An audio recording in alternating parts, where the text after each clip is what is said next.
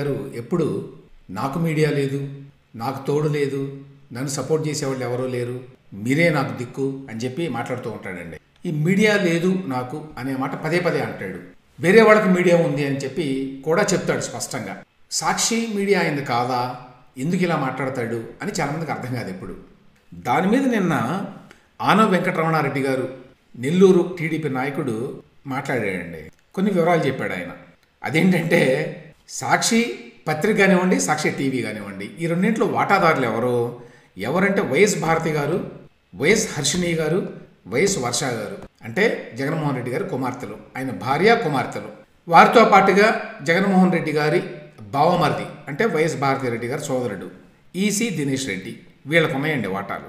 ఆ తర్వాత అందరికీ తెలిసిన విషయం ఏంటంటే అసలు జగన్మోహన్ రెడ్డి గారి మీద సిబిఐ, ఈడీ పెట్టిన కేసులు ఏమిటి? అందులో ప్రధానమైన కేసు సాక్షి మీడియాకి సంబంధించింది. అంటే జగతి పబ్లికేషన్స్ అనేటువంటి సంస్థ ఈ సాక్షి పేపర్ నడుపుతోంది. ఇందిరా టెలివిజన్ అనే సంస్థ సాక్షి టీవీ నడుపుతోంది. ఈ రెండింటిలో కూడా వచ్చిన పెట్టుబడులు ఇవన్నీ కూడా అక్రమంగా వచ్చినాయి అని చెప్పి కేసు ఎవరి మీద పెట్టారు? జగన్మోహన్ రెడ్డి గారి మీద పెట్టారు. ఎందుకు? అందులో ఆయన డైరెక్టర్గా ఉన్నాడు కాబట్టి, అది ఆయనదే కాబట్టి. అయినా కూడా మరి ప్రతి పబ్లిక్ మీటింగ్లో జగన్మోహన్ రెడ్డి గారు ఏమాత్రం తొణక్కుండా బెనక్కుండా పచ్చి అబద్ధం చెబుతాడండి. నాకు మీడియా లేదు, నాకు మీడియా లేదు. దీని మీద ఈయన ఏం చెప్పాడంటే 2006లో ₹1,00,000 పెట్టుబడితో ప్రారంభించారట సాక్షి పత్రిక. సాక్షి మీడియా మొత్తం అంటే పత్రిక, టీవీ రెండు. దాని విలువ ఇవాళ రోజున 4,475 కోట్ల రూపాయలకి చేరింది. ఇందులో ఎవరెవరు ఉన్నారు ఏమిటి అనేది ఆ లింకులు చాలా ఉంటాయండి. కానీ ఓవరాల్గా ఏంటంటే జగన్మోహన్ రెడ్డి గారివి పేరు విజయసాయి రెడ్డి కాసేపు ఉంటుంది, ఇంకొకరిది కాసేపు ఉంటుంది, కర్మల ఏషియా అనే కంపెనీ ఉంటుంది, ఆ కంపెనీ ఈ కంపెనీలో పెట్టుబడి పెడుతుంది, ఈ కంపెనీ ఈ కంపెనీలో పెట్టుబడి పెడుతుంది. ఈ విధంగా ఒక పెద్ద లిస్ట్ కూడా ఇచ్చారు అందులో ఉన్న కంపెనీస్ ఏంటని. YS Bharathi Reddy, YS Harshini Reddy, YS Varsha Reddy, EC Dinesh Reddy. ఎవరికి ఎంత ఉన్నాయండి? భారతీరెడ్డి గారికి ఈ సాక్షి మీడియాలో 13.16% వాటా ఉంది. వైఎస్ హర్షిణి రెడ్డి అంటే జగన్మోహన్ రెడ్డి గారి కుమార్తె, ఆవిడికి ఇందులో 35% వాటా ఉంది. వైఎస్ వర్షారెడ్డి గారికి 30% వాటా ఉంది. ఈసీ దినేష్ రెడ్డి గారికి 0.08% వాటా ఉంది. సో ఈ విధంగా ఒక పెద్ద నెట్వర్క్ ఒకటి క్రియేట్ చేశారండి. క్రియేట్ చేసి అందులో కార్మలేషియా అంటారు, జూబ్లీ మీడియా అంటారు, ఇందిరా టెలివిజన్ అంటారు, జగతి పబ్లికేషన్స్ అంటారు, కెలావిన్ టెక్నాలజీస్ అంటారు. రకరకాల పేర్లతోటి వాళ్ళు తయారు చేశారు దాన్ని ఎవరికి తెలియకుండా ఉండటానికి. అయినా కూడా ఈడీ వాళ్ళు, సిబిఐ వాళ్ళు పట్టుకొని కేసులు పెట్టారనుకో. కానీ గమ్మత్ ఏమిటంటే సజ్జల రామకృష్ణారెడ్డి గారికి కూడా ఇందులో 1.12% వాటా ఉందటండి ఈ సాక్షి మీడియాలో. అయితే నాకు మీడియా లేదు అని చెప్పి ఎట్లా అంటాడు ఇంత పబ్లిక్గా? ఆయన ఎక్కడైనా అండి, మరే దేశంలోనైనా, ఏ ప్రజాస్వామ్య దేశంలోనైనా ఎవరైనా సరే ఒక పార్టీ నాయకత్వ స్థానంలో లేకపోతే అధికార స్థానంలో ఉన్న అటువంటి వ్యక్తి కనుక అబద్ధాలు చెబుతూ పట్టుబడితే అతను వెంటనే రాజకీయాల నుంచి వైద్యులకేలా ప్రెషర్ తీసుకొస్తుంది సివిల్ సొసైటీ, మీడియా. కానీ జగన్మోహన్ రెడ్డి గారు పదే పదే ఇదే అబద్ధం ఎన్నో సంవత్సరాలుగా చెప్తున్నాడు. నాకు మీడియా లేదు, నాకు మీడియా లేదు. సాక్షి మీడియా నాది కాదు అంటాడు ఆయన, నాకు సంబంధం లేదంటాడా? దానికి అర్థం ఏంటి? ఆ విధంగా అబద్ధం చెప్పడం వల్ల మరి అతను రాజకీయాల్లో కొనసాగడానికి అర్హుడా? ఈ ప్రశ్నలు ఎవ్వరు ఎప్పుడు లేవనెత్తరండి. అధికారంలో ఉండి వాడు ముఖ్యమంత్రిగా ఉండి ఆయన తన సాక్షి మీడియాకి భయంకరమైన యాడ్స్ ఇచ్చుకుంటున్నాడు. గత 4.5 సంవత్సరాల్లో 400 నుంచి 500 కోట్ల రూపాయలు యాడ్లు ఇచ్చాడు అనేది ఒక లెక్క. అవి కూడా బయట పెట్టడం లేదండి, ఇంకో విశేషం. తర్వాత నెంబర్ 1గా ఉన్నటువంటి ఈనాడు పత్రిక, దానికి ఎక్కువ ఇవ్వాలి నిబంధనల ప్రకారం, చట్టం ప్రకారం. కానీ ఈ మధ్యకాలంలో మీరు ఈనాడులో యాడ్ కూడా చూడరు. ఆంధ్రజ్యోతికి అయితే అసలు ఇవ్వడు. ఈనాడు, ఆంధ్రజ్యోతి అనే పత్రికలు ప్రభుత్వానికి వ్యతిరేకంగా రాస్తున్నాయి, వాస్తవమే. అయినా కూడా ప్రభుత్వానికి ఆ విచక్షణ లేకుండా ఉండటానికి చట్టాలు పెట్టారు. లార్జెస్ట్ సర్క్యులేటెడ్ పత్రిక ఏదైతే దానికి ఇవ్వాల్సిందే అని పెట్టారు. అయినా కూడా ఈనాడుకి ఇవ్వట్లా. ఎవరు ప్రశ్నించడం వల్ల కోర్టుకు వెళ్ళారనుకోండి ఎవరైనా, దాని మీద సంవత్సరాలు గడుస్తాయి నిర్ణయం రావడానికి. అందువల్ల కోర్టుకు వెళ్ళడం కూడా మానేశారు అందరూ. సో ఇంత పచ్చి అబద్ధాన్ని పదే పదే చెప్తూ జనం దాన్ని నమ్ముతారని చెప్పి అనుకుంటాడు జగన్మోహన్ రెడ్డి.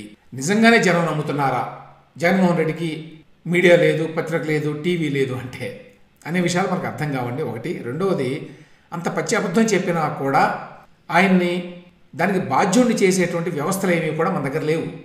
నాకు లేదు మీడియా అని అబద్ధం చెప్తాడు ఆయన. లేదు, నీకు ఉన్నది మీడియా, నువ్వు అబద్ధం చెప్పావు. అబద్ధం చెప్పిన తర్వాత ముఖ్యమంత్రి లాంటి కీలకమైనటువంటి పదవిలో నువ్వు ఉండటానికి అర్హుడివి కాదు అని చెప్పి అడిగేవాళ్ళారు. అది దురదృష్టం. వైసీపీ ప్రభుత్వం వచ్చిన తర్వాత బీభత్సంగా కోర్టులో కేసులు పెరిగిపోయినాయి. అసలు ఎన్ని కేసులు ఉన్నాయి అనేది చాలామందికి తెలియదు. ఈయన చెప్పేదాని ప్రకారం అయితే 15,046 కోర్టు ధిక్కరణ కేసులు ఉన్నాయటండి మన జగన్మోహన్ రెడ్డి గారి ప్రభుత్వం మీద. అలాగే 30,000 రిట్ పిటిషన్ దాఖలైనయట. అందులో గవర్నమెంట్ పాత్ర ఉంటుందన్నమాట. గవర్నమెంట్ ప్రతివాది ఏదో ఒక రూపంలో. 30,000 రిట్ పిటిషన్లు, 15,046 కోర్టు ధిక్కరణ పిటిషన్లు కేసులు ఉన్నాయట. ఇక ఈవెన్ సుప్రీంకోర్టులో కూడా చాలామంది చెప్పేది ఏమిటంటే భారతదేశంలో మరే రాష్ట్రానికి సంబంధించిన కేసులు అన్ని కేసులు లేవు ఆంధ్రప్రదేశ్కి ఉన్న కేసులు. ఎందుకంటే ప్రతి దాని మీద కేసు వేయడమే. ఇన్ని మరి వందల కోట్ల రూపాయలు గత 4.5 సంవత్సరాల కాలంలో జగన్మోహన్ రెడ్డి గారు తన వ్యక్తిగత కక్ష తీర్చుకునేందుకు, తన ఇష్టారాజ్యంగా తీసుకున్న నిర్ణయాలు సమర్థించుకునేందుకు ఖర్చు పెట్టాడో తెలియదండి మనకి ఈ కోర్టుల్లో. ఇది నెక్స్ట్ గవర్నమెంట్ మారితే కానీ మనకి ఈ వివరాలన్నీ కరెక్ట్గా బయటికి రావు. కానీ ఒక విషయం అయితే అందరికీ తెలుసు, వేలాదిగా కేసులు కోర్టుల్లో పెండింగ్లో ఉండటానికి కారణం జగన్మోహన్ రెడ్డి ప్రభుత్వం. వేలాదిగా కోర్టు ధిక్కరణ పిటిషన్లు కోర్టులో ఫైల్ కావడానికి జగన్మోహన్ రెడ్డి ఫైనాన్షియల్ ఇండిసిప్లిన్ కారణం. ఈ తెలుగుదేశం పార్టీకి చెందినటువంటి ఈ గ్రానైట్ కంపెనీలు ప్రకాశం జిల్లాలో పెద్ద ఎత్తున దాడులు చేస్తుంది ప్రభుత్వం. ఆల్రెడీ ఏలూరు సాంబశివరావు గారి మీద కొన్ని కేసులు పెట్టి అతను అరెస్ట్ చేయడానికి ట్రై చేస్తోంది ఈ పర్చూరు ఎమ్మెల్యేని అని నిన్న కూడా నేను మాట్లాడాను. నిన్న పెద్ద ఎత్తున వెళ్ళారు. సో జగన్మోహన్ రెడ్డి ప్రభుత్వం నుంచి అంతకంటే మనం ఏమి ఎక్స్పెక్ట్ చేయలేం కదా. ఖచ్చితంగా చేస్తారు. ఎవరైతే పవర్ఫుల్ ఎమ్మెల్యేస్ ఉన్నారో, ఎవరైతే మళ్ళీ గెలుస్తారో అనుకుంటున్నారో, ఎవరైతే ఆయా నియోజకవర్గాల్లో బలంగా ఉన్నారో అక్కడ వాళ్ళ మీద దాడులు చేయాలి ఒకటి. రెండవది తెలుగుదేశం పార్టీకి అనుకూలంగా ఉన్నవాళ్ళు అనుకున్న వాళ్ళని ఆర్థికంగా దెబ్బతీయాలంటే రైడ్ చేయించాలి. దీనికోసం డైరెక్టరేట్ ఆఫ్ రెవెన్యూ ఇంటెలిజెన్స్ అని కేంద్రంలో ఉంటుంది. అదే టైప్లో ఒకటి పెట్టాడండి జగన్మోహన్. అధికారంలోకి రాగానే పెట్టి దాని ద్వారా చేస్తున్నాడు ఈ రైడ్స్ అన్ని. గమ్మత్ ఏమిటంటే నిన్న ఈ రైడ్స్ చేయడానికి వెళ్ళాడు. ఎవరు వెళ్తారండి? పేర్లు వెంటనే మనం పెద్ద కష్టం లేకుండానే కనుక్కోవచ్చు. అసిస్టెంట్ డైరెక్టర్ గారు గనుల శాఖ, ఆయన పేరు ప్రతాపరెడ్డి గారు. ఆయన ఆధ్వర్యంలో జరిగిందట. గమ్మత్ ఏమిటంటే ఆయనతో పాటు ఆయన వెళ్ళిన కారు కానివ్వండి, ఆయనతో పాటు వెళ్ళినటువంటి జనాలు కానివ్వండి, వాళ్ళంతా కూడా అధికారులు కాదు, బయట వ్యక్తులు, ప్రైవేటు వ్యక్తులు. ప్రైవేట్ సైన్యాన్ని తీసుకొని వెళ్లాల్సిన అవసరం ఏంటి అంటే అక్కడ అసిస్టెంట్ డైరెక్టర్ కాదు రైడ్ చేస్తుంది, వైసీపీకి చెందినటువంటి వ్యక్తులు అనమాట. వాళ్ళంతా వాళ్ళు చేస్తారు రైడ్. వాళ్ళు చెప్తారన్నమాట, ఇక్కడ అది ఉంది తీయండి, ఇక్కడ ఇది ఉంది, పుస్తకాలు తీయండి, లేకపోతే వాట్ ఎవర్ ఇట్ ఈస్, ఏదో రకంగా ఇరికించడానికి వాళ్ళని తెచ్చుకున్నారన్నమాట. దాని మీద వాళ్ళు నిన్న ఆ గ్రానైట్ సంస్థల యజమానులంతా గొడవ చేశారట, ఈ ప్రైవేట్ వ్యక్తులు ఎట్లా వచ్చారు అని. ఇందులో శ్రీనివాసరావు అనే వ్యక్తి కూడా ఉన్నాడు, ఆ అసిస్టెంట్ డైరెక్టర్తో పాటు వచ్చాడు. ప్లస్ ఆ కారు కూడా అది గవర్నమెంట్ కారు కాదు, ప్రైవేట్ కారులో వచ్చాడు. సో దీని మీద నిన్న కొంత గొడవ అయిందనమాట అక్కడ ఈ బాపట్ల మార్టూరు ప్రాంతంలో. ముందు ఇట్లాంటివి ఇంకా చాలా జరగబోతున్నాయండి. ఎవరైతే తెలుగుదేశం పార్టీకి ఆర్థికంగా కానీ రాజకీయంగా కానీ మద్దతు అందిస్తారో వాళ్ళందరి మీద పెద్ద ఎత్తున కేసులు పెట్టి రైడ్స్ చేస్తారు ఈ విధంగా రాష్ట్ర వ్యాప్తంగా.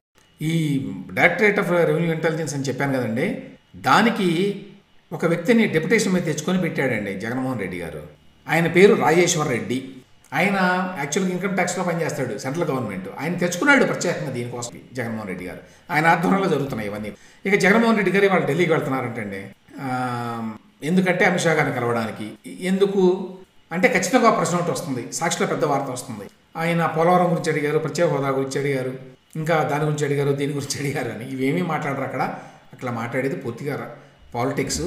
ఇప్పుడు కీలకమైన టైం కాబట్టి ఖచ్చితంగా పొలిటికల్ సపోర్ట్ కోసం రేపు జరగబోయే ఎన్నికల్లో దాని గురించే మాట్లాడడానికే జగన్మోహన్ రెడ్డి గారు అక్కడికి వెళుతున్నాడు అని చెప్పి అందరూ చెప్పే మాట అండి. ఇక చివరగా ఈ ఇంటర్నేషనల్ బ్యాక్యులర్ రేట్ అనేది పెట్టబోతున్నాం స్కూల్స్లో, మేమంతా మార్చేసాము, చాలా రెవల్యూషనరీ చేంజెస్ పట్టుకొస్తున్నాము స్కూల్ ఎడ్యుకేషన్లో అని చెప్పుకుంటే చాలామంది భజన కూడా చేస్తున్నారు. అందులో ఒకటి ఐబీ అండి. ఏమిటి ఐబీ? ఇంటర్నేషనల్ బ్యాక్యులర్ రేట్ అనేటువంటి ఒక సంస్థ అనమాట. అది ఒక అంతర్జాతీయ విద్యా బోధనా విధానం అది ఐబీ అనేది. అయితే ఐబీ అనేది యాక్చువల్గా చాలా హై స్టాండర్డ్ ఉంటుంది. అంటే హై స్టాండర్డ్ అంటే దాని ప్రకారం మీరు అన్ని వసతులు కల్పించాలి. టీచర్స్ కూడా సరిగ్గా ఉండరు మన దగ్గర, తగినంతమంది టీచర్లు కూడా లేరు, ట్రైన్ టీచర్లు అసలే లేరు. కానీ ఐబీ పెడుతున్నాను అని చెప్పాడు. పెడుతున్నానని చెప్పి సరే నెక్స్ట్ ఇయర్ నుంచి పెడతారు, 2035 నాటికి కానీ అది కంప్లీట్గా కాదండి.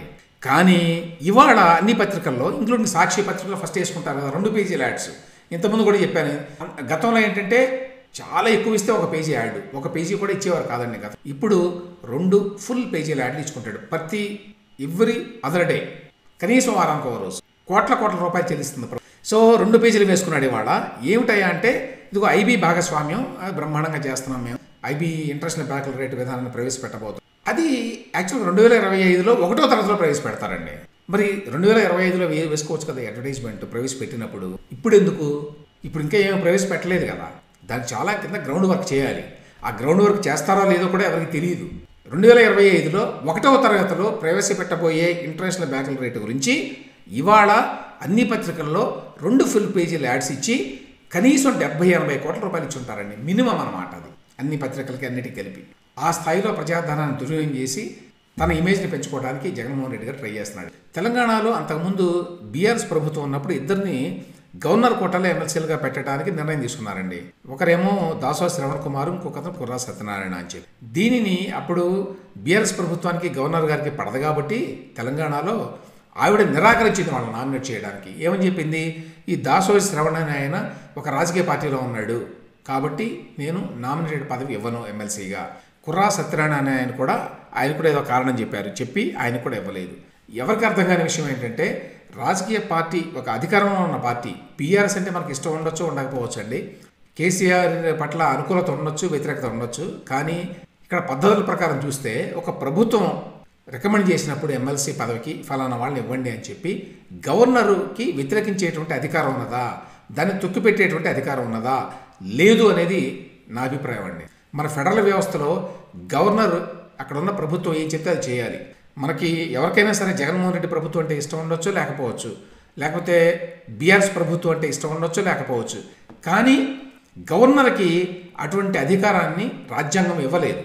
ఇవ్వని అధికారాన్ని వాళ్ళు తీసుకొని కేంద్ర ప్రభుత్వ ఏజెంట్లుగా ఇక్కడ పనిచేస్తూ రాష్ట్రంలో ఉన్నటువంటి ప్రభుత్వం తీసుకునే నిర్ణయాన్ని వ్యతిరేకించేటువంటి అధికారం గవర్నర్లకు లేదు. గవర్నర్లు కొన్ని విషయాల్లో జోక్యం చేసుకొని అడ్వైజ్ చేయొచ్చు ప్రభుత్వానికి, ఆ పని చేయరండి. ఎప్పుడు ఆ పని చేయకుండా ఈ విధంగా దొడ్డిదావన తొక్కి పెడతారు.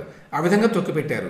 శ్రవణ్ కుమార్ అనే అతను ఆ రాజకీయ పార్టీలో ఉన్నాడు కాబట్టి, కాంగ్రెస్ పార్టీలో, అంతకుముందు ఆయన బీఆర్ఎస్లో ఉన్నాడు కాబట్టి, అంతకుముందు కాంగ్రెస్లోనే ఉన్నాడు, అంతకుముందు బీఆర్ఎస్లో ఉన్నాడు, చదువుకున్నవాడు, పిహెచ్డీ చేసినవాడు దాసోజు శ్రవణ్.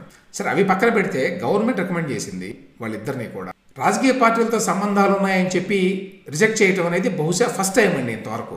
ఎందుకంటే అన్ని చోట్ల ఇంక్లూడింగ్ ఆంధ్రప్రదేశ్, మరి అక్కడ గవర్నర్ ఎట్లా ఏ విధంగా ఆంధ్రప్రదేశ్ కానివ్వండి మిగతా రాష్ట్రాల్లో కానివ్వండి ప్రభుత్వం ఎవరిని చెప్తే వాళ్ళని నామినేట్ చేస్తోంది.